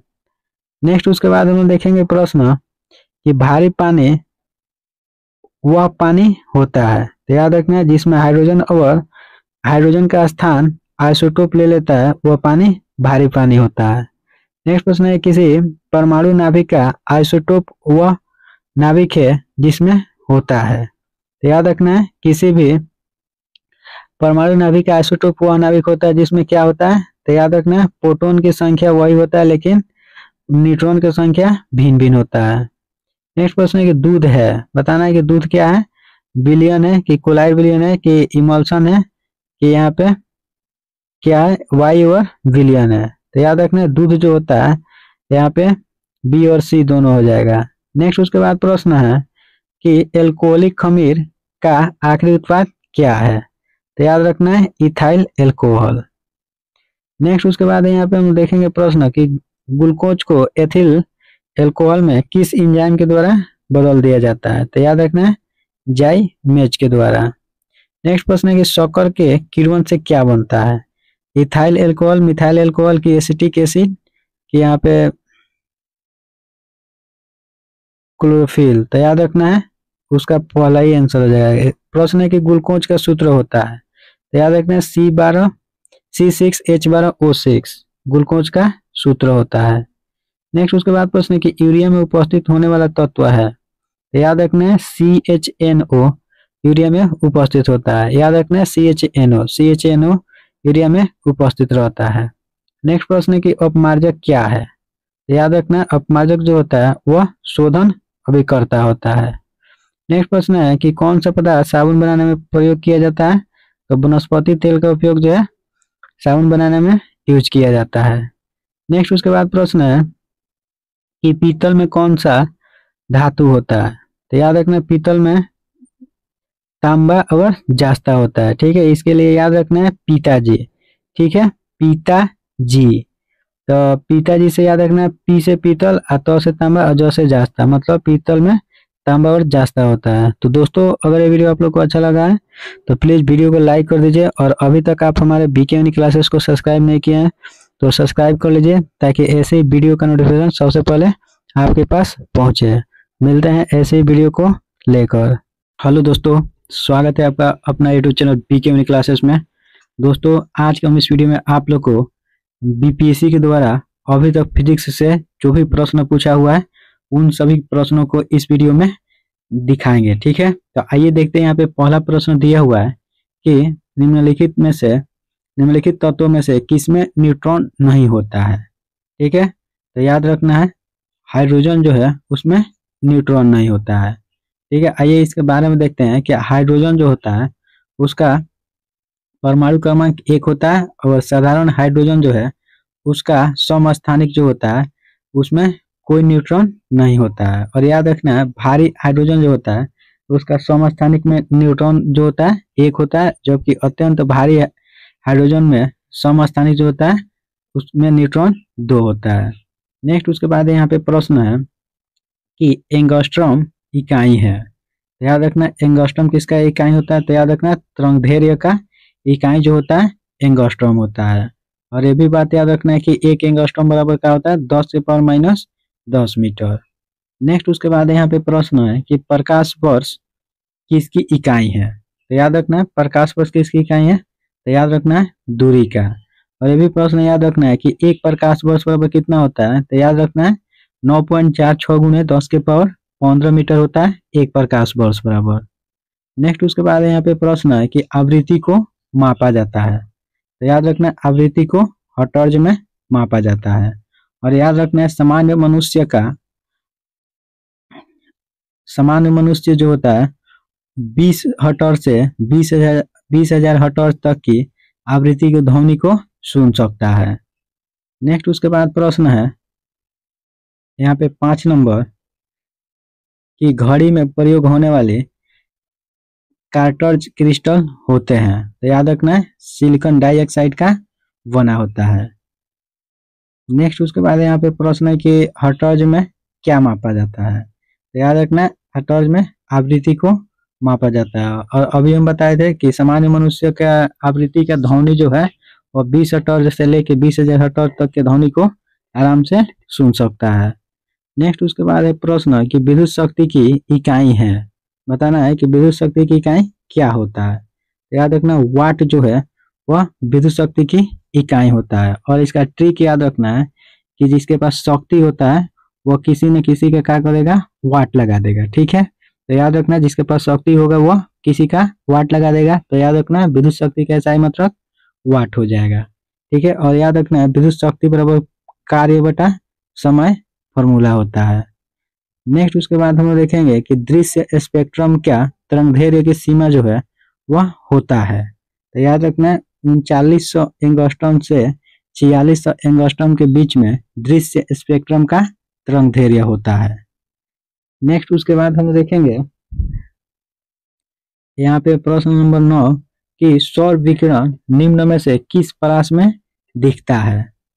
बताना है कि सौर विकिरण जो है किस परास में दिखता है। तो याद रखना है इसका राइट आंसर हो जाएगा यहाँ पे 400 से 700 nm के बीच में सौर विकिरण दिखाई देता है। नेक्स्ट उसके बाद यहाँ पे प्रश्न है कि आर्द्रता किस उपकरण से मापी जाती है? बताना है कि आर्द्रता जो है उसको किस उपकरण से मापते हैं लोग। तो याद रखना हाइग्रोमीटर से आर्द्रता को मापा जाता है। नेक्स्ट उसके बाद प्रश्न है यहाँ पे कि दाब की इकाई होता है। ठीक है, तो याद रखना दाब जो होता है उसका इकाई क्या होता है? तो याद रखना न्यूटन पर वर्ग मीटर। ठीक है, और ये भी याद रखना है न्यूटन पर वर्ग मीटर होता है प्लस पास्कल भी होता है। नेक्स्ट उसके बाद हम देखेंगे यहाँ पे कि दाब का मात्रक है। तो याद रखना इनमें से कोई नहीं, अभी बताए थे। ठीक है, पास्कल या न्यूटन पर वर्ग मीटर। नेक्स्ट उसके बाद हम देखेंगे यहाँ पे प्रश्न कि निम्नलिखित में से कौन अदिश राशि है? ठीक है, तो याद रखना इसके लिए हम ट्रिक बताए हैं कि उस आर्द्रता की चाबी दो। ठीक है, तो उसमें जो भी वर्ड आता है वह सभी के सभी क्या हो जाता है, अदिश राशि होता है। तो याद रखना उस आर्द्रता के चाबी दो, उसमें दाब आता है। तो याद रखना अदिश राशि कौन है? तो याद रखना यहाँ पे दाब जो होता है वह अदिश राशि है। नेक्स्ट उसके बाद हम देखेंगे कि निम्नलिखित में कौन राशि का मात्रक नहीं है। ठीक है, तो याद रखना विकृति जो होता है वह उसका SI मात्रक नहीं होता है। नेक्स्ट उसके बाद हम देखेंगे यहाँ पे सही सुमिलित सही कथन है। याद रखना है लाल प्रकाश का तरंगदैर्घ्य जो होता है बैंगनी प्रकाश के तरंगदैर्घ्य से क्या होता है, अधिक होता है। यह बात याद रखना है कि लाल प्रकाश का तरंगदैर्घ्य जो होता है बैंगनी प्रकाश से क्या होता है, ज्यादा होता है। नेक्स्ट उसके बाद हम देखेंगे कि जब दिन में पानी पर साबुन की फिल्म दिखाई देता है तो यह सुंदर दिखता है। इस घटना को क्या कहते हैं? तो याद रखना है प्रकाश के व्यक्तीकरण के कारण दिन में पानी पर साबुन का फिल्म दिखाई देता है। नेक्स्ट उसके बाद हम लोग देखेंगे यहाँ पे प्रश्न कि एक परमाणु के केंद्र का धनावेशित हिस्सा कहलाता है। बताना है कि एक परमाणु के केंद्र का धनावेशित हिस्सा जो उसे क्या कहते हैं? तो याद रखना है न्यूक्लियस कहा जाता है। नेक्स्ट उसके बाद प्रश्न है कि एक ठोस के सीधे गैस में परिवर्तन को कहा जाता है। तो याद रखना एक ठोस जो है सीधे गैस में परिवर्तित हो जाता है उसको क्या कहते हैं लोग? तो याद रखना ऊर्ध्वापातन कहते हैं लोग। जैसे में कपूर हो गया, नेफ्थलीन के गोली हो गया। नेक्स्ट उसके बाद हम लोग देखेंगे कि वह ताप बिंदु जिस पर ठोस द्रव और गैस अवस्था एक साथ रह सकता है। तो याद रखना त्रिक बिंदु पर ठोस द्रव और गैस जो है तीनों एक साथ रह सकता है। नेक्स्ट उसके बाद हम देखेंगे यहाँ पे 20 नंबर प्रश्न कि कॉस्मिक किरण है। बताना है कि कॉस्मिक किरण जो होता है वह क्या होता है। तो याद रखना कॉस्मिक किरण जो होता है वो क्या होता है, कॉस्मिक किरण जो होता है विद्युत चुंबकीय स्पेक्ट्रम का भाग नहीं होता है। यह ऊर्जा के अवशोषित कण है और अंतरिक्ष में लगभग प्रकाश के गति से गमन करता है। नेक्स्ट उसके बाद प्रश्न है कि 2G स्पेक्ट्रम में अक्षर जी का शब्द में प्रयुक्त होता है। तो याद रखना है यहाँ पे 2G स्पेक्ट्रम में जी जो होता है वह जेनेरेशन को बताता है। नेक्स्ट उसके बाद प्रश्न है कि रडार का आविष्कारक कौन था। बताना है कि रडार का आविष्कारक जो है वह कौन था। तो याद रखना है रॉबर्ट वाटसन जो था वह रडार का आविष्कार किया था। और ये भी याद रखना है कि रडार जो होता है उसका फुल फॉर्म भी पूछता है। तो याद रखना है रेडियो डिटेक्शन एंड रैंकिंग, ठीक है, उसका फुल फॉर्म होता है। नेक्स्ट प्रश्न है और वीवीआई है कि गॉड पार्टिकल है। तो याद रखना है गॉड पार्टिकल क्या है। तो याद रखना है हिग्स बोसान को गॉड पार्टिकल कहा जाता है। आइए इसके बारे में देखते हैं कि हिग्स बोसान जो है वह एक मूल कण है जिसकी प्रथम परिकल्पना जो है 1964 में किया गया था और इसका प्रायोगिक सत्यापन जो है 14 मार्च 2013 को किया गया था। और याद रखना वैज्ञानिक समुदाय के बाहर मीडिया के द्वारा अक्सर इस कण को ईश्वरीय कण और गॉड पार्टिकल कहा जाता है। नेक्स्ट उसके बाद प्रश्न है कि सीवी रमन को भौतिकी का नोबेल पुरस्कार प्राप्त हुआ। याद रखना 1930 ईस्वी में सीवी रमन को भौतिकी का नोबेल पुरस्कार से सम्मानित किया गया था। नेक्स्ट उसके बाद यहाँ पे 25 नंबर प्रश्न देख सकते हैं किसको किसको अभी तक नोबेल पुरस्कार प्राप्त हुआ है। तो याद रखना है रविंद्रनाथ ठाकुर को साहित्य के लिए 1913 में दिया गया नोबेल पुरस्कार। सीवी रमन को भौतिकी के क्षेत्र में 1930 में दिया गया है। हरगोविंद खुराना को चिकित्सा के क्षेत्र में 1968 में दिया गया है और चंद्रशेखर को भौतिकी के क्षेत्र में 1983 में दिया गया है और मदर टेरेसा को शांति के क्षेत्र में 1989 में दिया गया और अमर्त्य सेन को अर्थशास्त्र के क्षेत्र में 1998 में दिया गया और कैलाश सत्यार्थी को शांति के क्षेत्र में 2014 में दिया गया है। और ये भी याद रखना है बी रामकृष्ण को रसायन के क्षेत्र में 2009 को दिया गया। अभिजीत बनर्जी को अर्थशास्त्र के क्षेत्र में 2019 को दिया गया। नेक्स्ट उसके बाद प्रश्न है कि टेलीस्कोप का खोज किस वैज्ञानिक ने की थी। याद रखना टेलीस्कोप जो है उसका खोज कौन किए हुए थे। याद रखना गैलीलियो ने टेलीस्कोप का खोज किए हुए थे। नेक्स्ट उसके बाद प्रश्न है कि इस सदी की शुरुआत में हवाई जहाज का आविष्कार किसने किया था। तो याद रखना राइट्स ब्रदर ने हवाई जहाज का आविष्कार किए हुए थे। नेक्स्ट उसके बाद प्रश्न है कि 1 माइक्रोन बराबर है। बताना है कि 1 माइक्रोन बराबर कितना होता है। तो 1/1000 mm जो होता है 1 माइक्रोन बराबर होता है, ठीक है। इसको हम लिख सकते हैं 10 के पावर -3 mm, ठीक है। मतलब 1/1000 mm को लिख सकते हैं 10 के पावर -3 mm। नेक्स्ट उसके बाद प्रश्न है कि 40 डिग्री सेल्सियस का मान फ़ारेनहाइट स्केल में है। तो याद रखना है 40 डिग्री सेल्सियस को फ़ारेनहाइट में बदलते हैं तो 104 डिग्री फ़ारेनहाइट होता है। इसके लिए फॉर्मूला होता है F बराबर N/5C + 32। नेक्स्ट उसके बाद हम लोग देखेंगे यहाँ पे प्रश्न कि क्रोमेटोग्राफी की तकनीक का प्रयोग होता है। बताना है कि क्रोमेटोग्राफी तकनीक जो है उसका उपयोग किस में होता है। तो याद रखना है एक मिश्रण से पदार्थ को अलग करने में क्रोमेटोग्राफी का उपयोग किया जाता है। नेक्स्ट उसके बाद प्रश्न यहाँ पे दिया हुआ है कि लोलक की कार्यावधि किस पर निर्भर करता है। तो याद रखना है लोलक के कार्य अवधि जो होता है वह लंबाई के ऊपर निर्भर करता है। नेक्स्ट उसके बाद हम देखेंगे यहाँ पे कि बल गुणनफल है। बताना है कि बल गुणनफल है। तो याद रखना द्रव्यमान और त्वरण का गुणनफल होता है। आइए देखते हैं इसके बारे में कि संवेग में परिवर्तन का दर जो होता है उसे बल कहा जाता है। याद रखना है कि यदि किसी वस्तु का द्रव्यमान m होगा और वेग u होगा तो याद रखना है त्वरण बराबर क्या होता है mv - mu/t होता है। नेक्स्ट उसके बाद हम देखेंगे यहाँ पे कि त्वरण ज्ञात करने का सही सूत्र कौन सा है। ये भी प्रश्न वीवीआई है। याद रखना है v - u/t जो होता है त्वरण निकालने का सही सूत्र होता है। नेक्स्ट उसके बाद प्रश्न है कि निम्नलिखित में से कौन राशि सदिश नहीं है। बताना है कि इसमें से कौन सा राशि जो है वह सदिश नहीं है। तो याद रखना आयतन जो होता है वह सदिश राशि नहीं होता है। नेक्स्ट उसके बाद यहाँ पे प्रश्न है कि पदार्थ के संवेग और वेग के अनुपात से कौन सी भौतिक राशि प्राप्त होती है। तो याद रखना है पदार्थ के संवेग और वेग के जो अनुपात होता है उसे द्रव्यमान जो है प्राप्त होता है। और याद रखना है कि यदि किसी वस्तु का द्रव्यमान m होगा और वेग v होगा तो उसका संवेग जो होता है क्या होता है, mv होता है। नेक्स्ट उसके बाद प्रश्न है कि 1 किलोमीटर दूरी का तात्पर्य है। तो याद रखना 1 किलोमीटर बराबर क्या होता है, 1000 मीटर होता है। और 1 किलोमीटर दूरी को हम लोग क्या बोलते हैं, 1000 मीटर बोलते हैं। और 100 मीटर को 1 हेक्टोमीटर कहते हैं। और 1000 सेंटीमीटर को 1 डेकामीटर कहते हैं।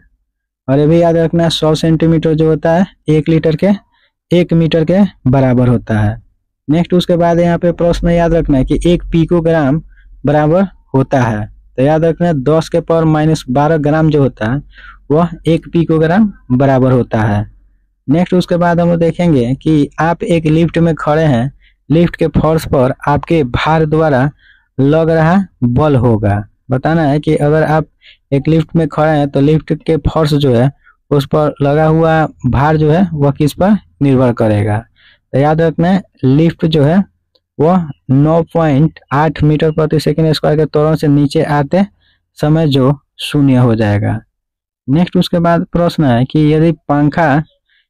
यदि एक पंखा रबड़ की गेंद और लकड़ी के गेंद निर्वात में एक समान ऊंचाई से स्वतंत्रतापूर्व एक साथ स्थिर रहता है तो क्या होगा। ठीक है,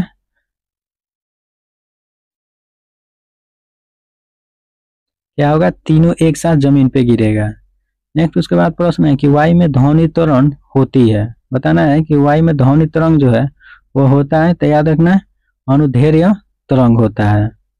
नेक्स्ट उसके बाद प्रश्न है कि रेत और नेफ्थलीन के मिश्रण को किसके द्वारा पृथक किया जाता है। बताना है कि रेत और नेफ्थलीन जो का मिश्रण होता है उसको किसके द्वारा अलग किया जाता है। तो याद रखना है ऊर्ध्वपातन के द्वारा रेत और नेफ्थलीन के मिश्रण को अलग किया जाता है। नेक्स्ट प्रश्न है कि शक्ति का इकाई होता है। अभी बताए थे शक्ति जो है वह उसका इकाई क्या होता है, वाट होता है। नेक्स्ट उसके बाद यहाँ पे है शक्ति का फॉर्मूला बताए थे, कार्य बटा समय। नेक्स्ट उसके बाद प्रश्न निम्नलिखित में से कौन सा सही सुमेलित नहीं है।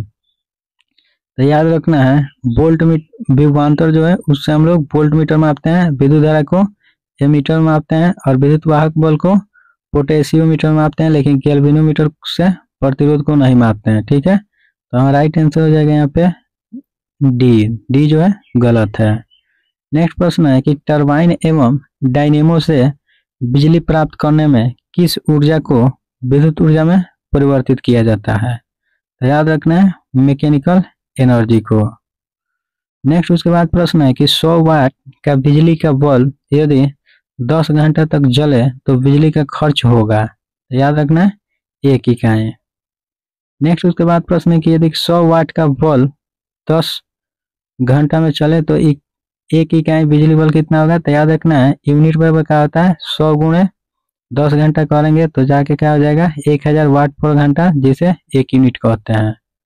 नेक्स्ट उसके बाद प्रश्न है कि 2 समानांतर प्रतिरोध वाले सर्किट का कुल प्रतिरोध 1.403 किलो ओम है। यदि एक प्रतिरोधक का मान 2.0 किलो ओम है तो दूसरे प्रतिरोधक का मान होगा। तो याद रखना है 4.70 किलोमीटर। नेक्स्ट उसके बाद प्रश्न है यहाँ पे कि एक सामान्य शुष्क सेल में विद्युत अपघटक होता है। तो याद रखना है अमोनिया क्लोराइड होता है। नेक्स्ट उसके बाद प्रश्न है कि डायनेमो क्या करता है। ठीक है, तो याद रखना डायनेमो जो है यांत्रिक ऊर्जा को विद्युत ऊर्जा में बदल देता है। नेक्स्ट उसके बाद प्रश्न और मीटर जो होता है वह क्या करता है, विद्युत ऊर्जा को यांत्रिक ऊर्जा में विद्युत मोटर बदल देता है।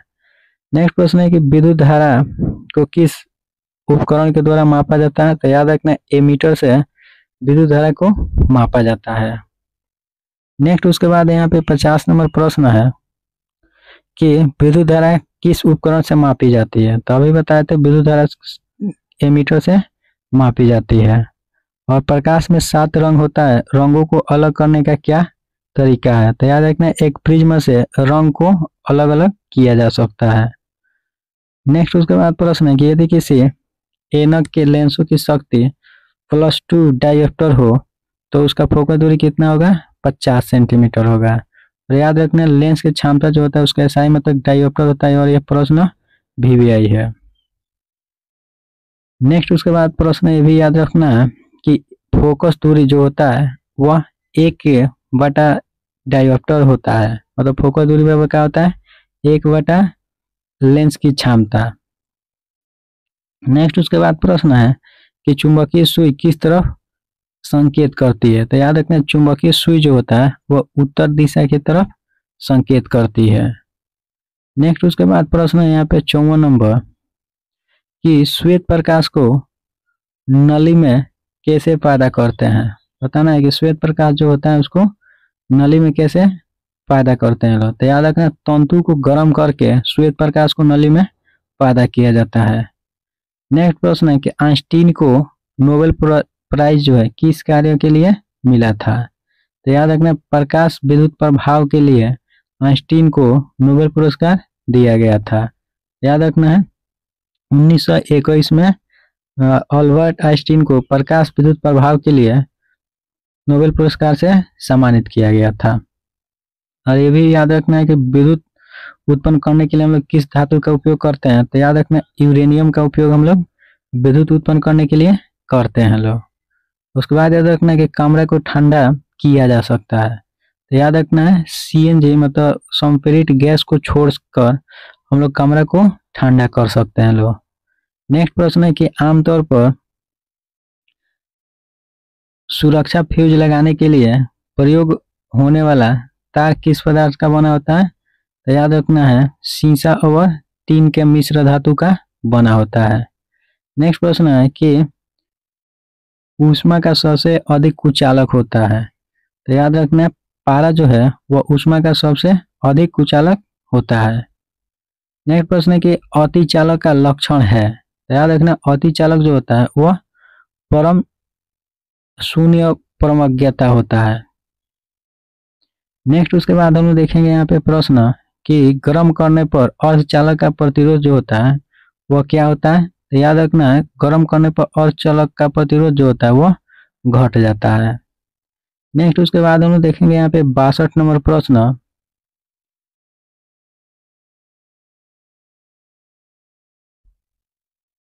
62 नंबर यहाँ पे प्रश्न है कि ठंडा के दिनों में लोहा के गुटका और लकड़ी के गुटके को प्रातःकाल छुआ जाता है तो लोहा का गुटका गर्म होता है, क्यों होता है? ठीक है, बताना है कि लोहा के गुटका का तापमान लकड़ी के गुटका से कम होता है।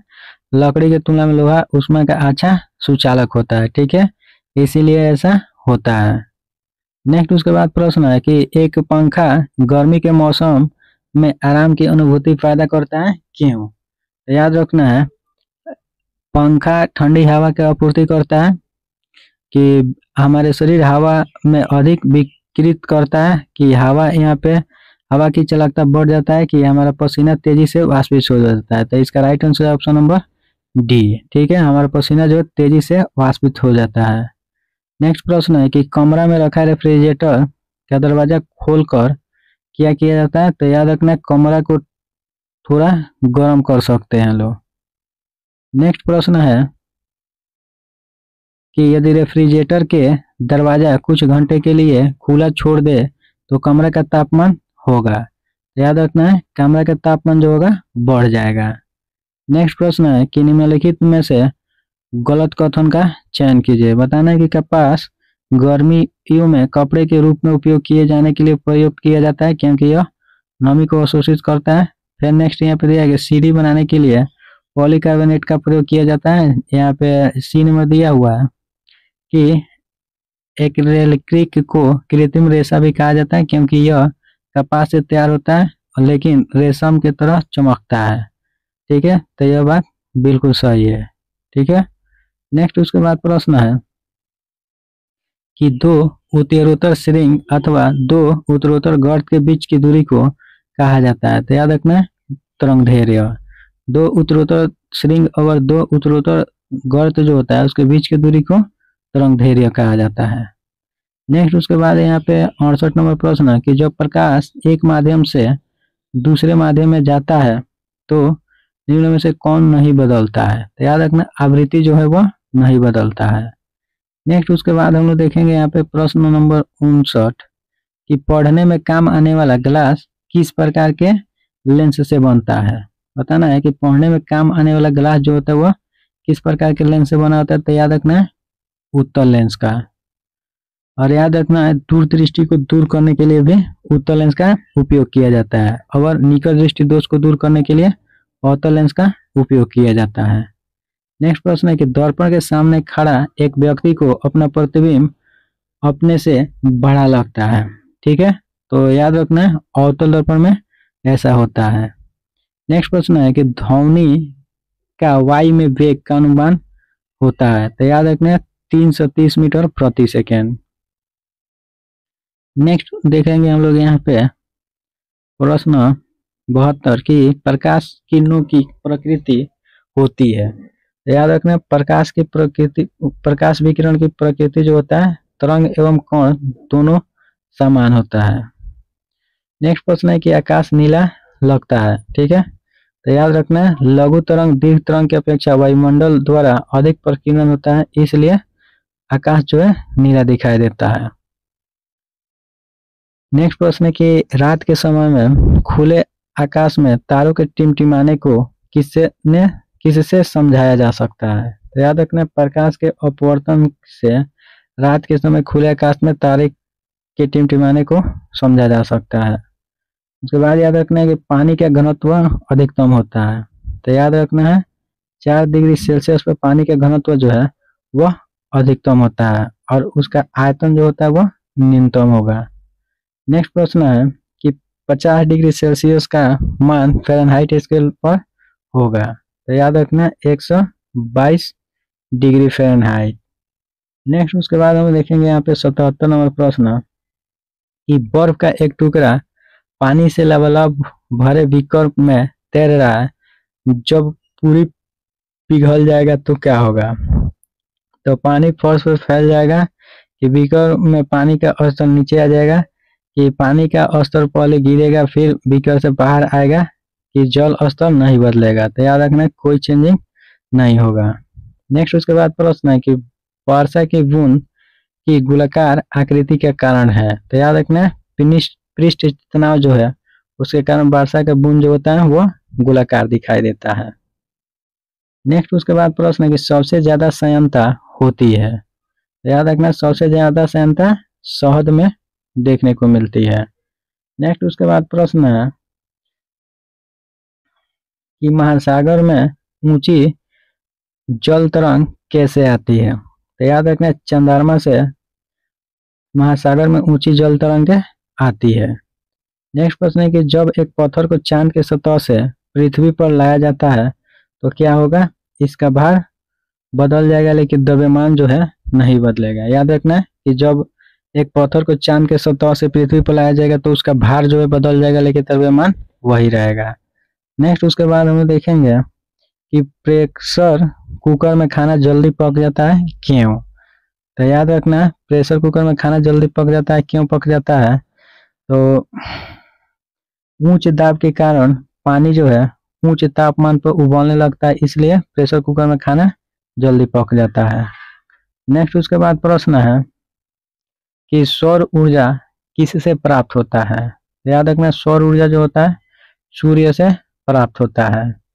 नेक्स्ट उसके बाद प्रश्न है कि सूर्य पर ऊर्जा का निर्माण होता है। तो याद रखना नाभिकीय संलयन के द्वारा सूर्य पर ऊर्जा का निर्माण होता है।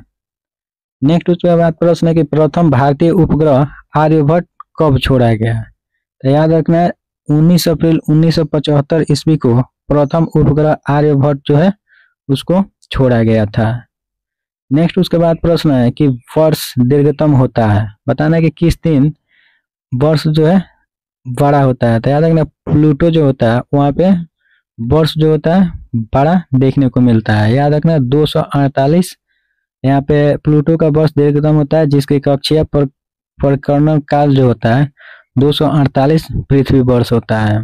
नेक्स्ट प्रश्न है कि विद्युत चुंबकीय तरंग का वेग होता है। तो याद रखना है 3×10⁸ मीटर प्रति सेकेंड जो है विद्युत चुंबकीय तरंग का वेग होता है।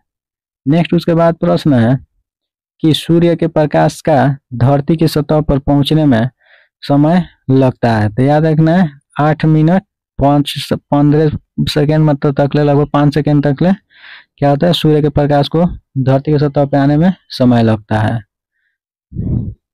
नेक्स्ट प्रश्न है कि सूर्य का प्रकाश पृथ्वी पर पहुंचता है।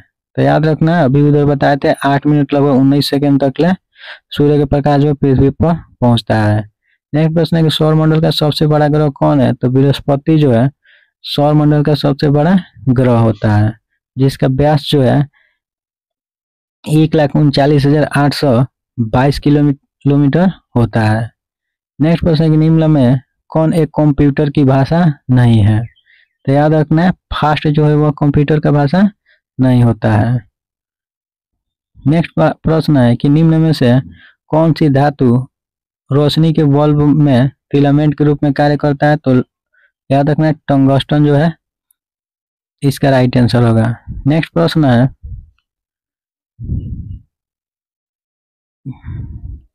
कि धातु अर्धचालक के रूप ट्रांजिस्टर में प्रयोग होता है। तो याद रखना जर्मेनियम जो है उसका वह एक प्रकार के अर्धचालक होता है, जिसका उपयोग हम लोग ट्रांजिस्टर में करते हैं लोग।